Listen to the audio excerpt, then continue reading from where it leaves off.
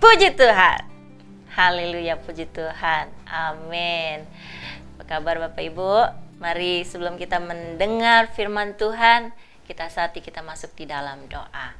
Bapa dalam sorga, kami mengucap syukur kepada Tuhan sebab hari ini Tuhan boleh memberikan kehidupan kami kesempatan untuk kami melakukan setiap aktivitas kami.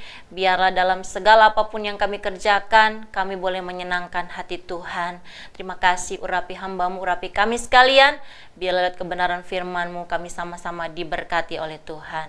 Terima kasih kelayakan daripada Tuhan menjadi bagian kehidupan kami, dan kami menyambut kebenaran firman-Mu di dalam nama Tuhan Yesus Kristus. Haleluya. Amin. Puji Tuhan. Mari kita buka Alkitab kita di dalam Yesaya 32 ayat yang ke-17. Saya akan bacakan Yesaya 32 ayat yang ke-17 dalam nama Tuhan Yesus Kristus. Di mana ada kebenaran, di situ akan tumbuh damai sejahtera. Dan akibat kebenaran ialah ketenangan dan ketentraman untuk selama-lamanya. Oh, puji Tuhan, haleluya. Saya memberikan tema renungan pada saat pagi ini, yaitu Raja Damai bertahta di hatiku. Saudara yang dikasihi oleh Tuhan, kita tahu bahwa Tuhan kita Yesus Kristus, ketika Ia lahir, Dia dinamakan Allah Immanuel.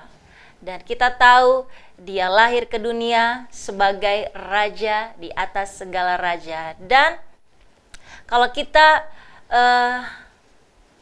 mengingat bahwa Yesus dinamakan juga, ada satu pujian yang dikatakan bahwa Dia sebagai penasehat ajaib, Allah yang perkasa, Bapa yang kekal, Raja damai. Dia adalah Raja damai. Sebab itu pagi hari ini kita mau sama-sama merenungkan tentang bagaimana Yesus sebagai Raja damai itu Dia bertahta dalam setiap hati kita. Saudara, seringkali kita sebagai anak-anak Tuhan, mungkin kita tidak menyadari bahwa kita tidak menjadikan Yesus sebagai Raja atas hidup kita. Mungkin Bapak Ibu Saudara.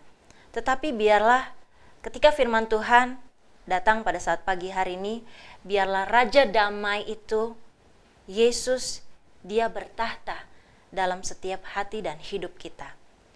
Saudara, ketika kita mengalami masalah, ketakutan, kekhawatiran, dan segala macam yang Bapak Ibu Saudara hadapi, kedamaian itu seringkali mungkin hilang dalam kehidupan kita. Saya memberikan satu ilustrasi. Saya pernah mendengar ilustrasi ini ketika seorang bapak, dia memiliki mobil yang bagus, yang sangat disayanginya. Dan suatu ketika anaknya membuat rusak mobil bapak tersebut.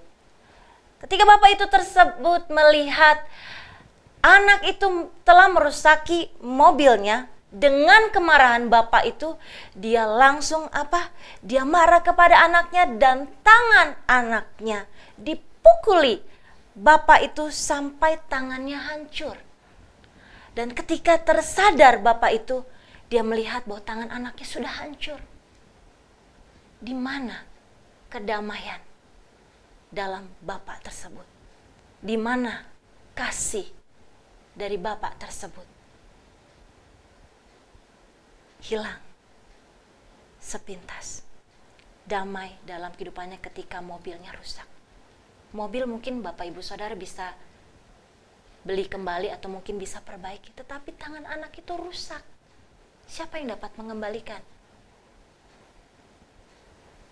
Setiap kehidupan, bukan saja kita anak-anak Tuhan, setiap orang mendambakan hidup kedamaian, hidup damai, hidup tenang, tentram, bahagia, sejahtera, makmur, dan selalu diberkati oleh Tuhan.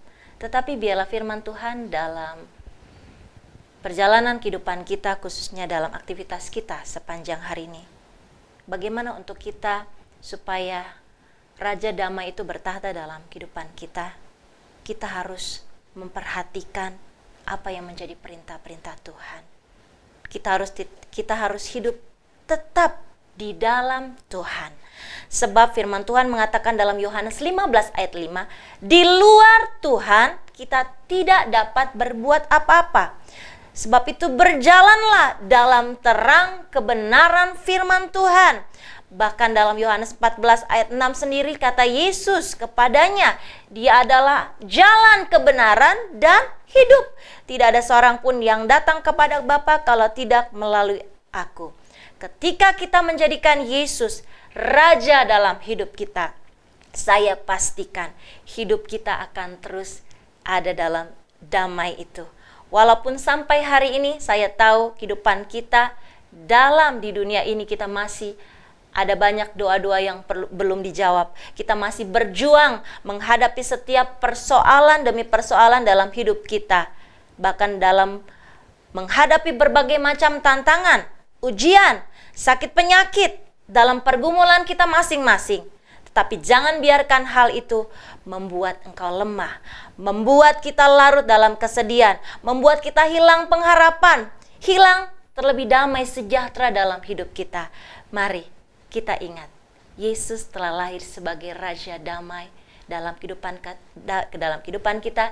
Biarlah Raja Damai itu tetap ada tinggal, memerintah dalam kehidupan kita. Sehingga apa? Ketika kita selalu membuat Yesus ada dalam kehidupan kita dan Dia bertahta menguasai kehidupan kita, kita akan berjalan selalu dalam pimpinan Yesus dalam kehidupan kita. Amin firman Tuhan. Kita akan masuk di dalam doa. Kami bersyukur kepada Allah Bapa di sorga lewat firman-Mu yang sudah kami dengar pada saat pagi hari ini. Kami percaya ketika kami memperhatikan setiap perintah-perintah Tuhan, bahkan kami boleh menjadikan Kau Yesus sebagai Raja damai dalam kehidupan kami Tuhan. Kami percaya damai sejahtera-Mu akan terus berlimpah-limpah seperti gelombang yang tidak pernah habis dalam kehidupan kami, seperti sungai yang tidak akan pernah habis dalam kehidupan kami Tuhan.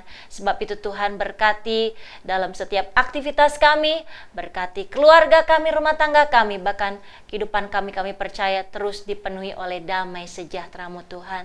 Terima kasih Bapa Sorgawi, kami mengucap syukur buat damai Natal, buat damai sejahtera-Mu di dalam kehidupan kami semua. Kami mengucap syukur, kami alaskan doa kami di dalam nama Tuhan Yesus Kristus. Haleluya. Amin.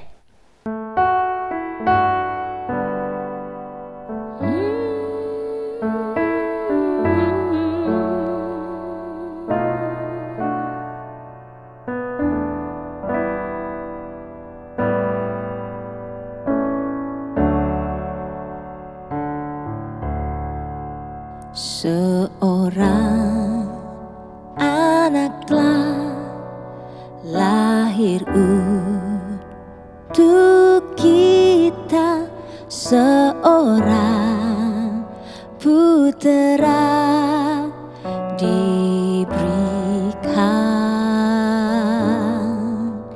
lambang pemerintahan di atas bahunya, dan namanya pun disebut orang penasehat ajaib, Allah yang perkasa, Bapa yang kekal,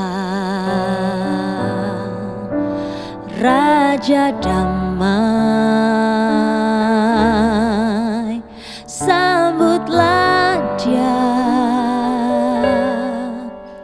Yesus Tuhan, Juru Selamat dunia.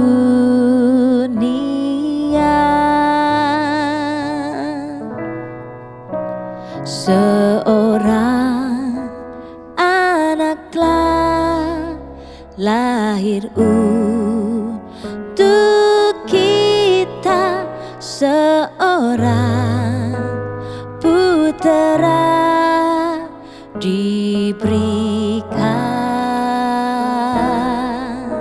lambang pemerintahan di atas bahunya, dan namanya pun disebut orang penasehat ajaib, Allah yang perkasa, Bapa yang kekal,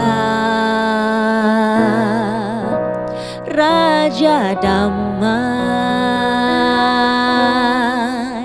sambutlah Dia, Yesus Tuhan, Juru Selamat dunia,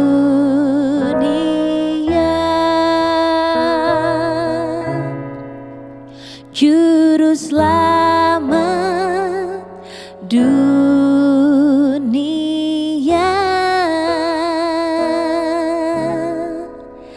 Juru Selamat dunia.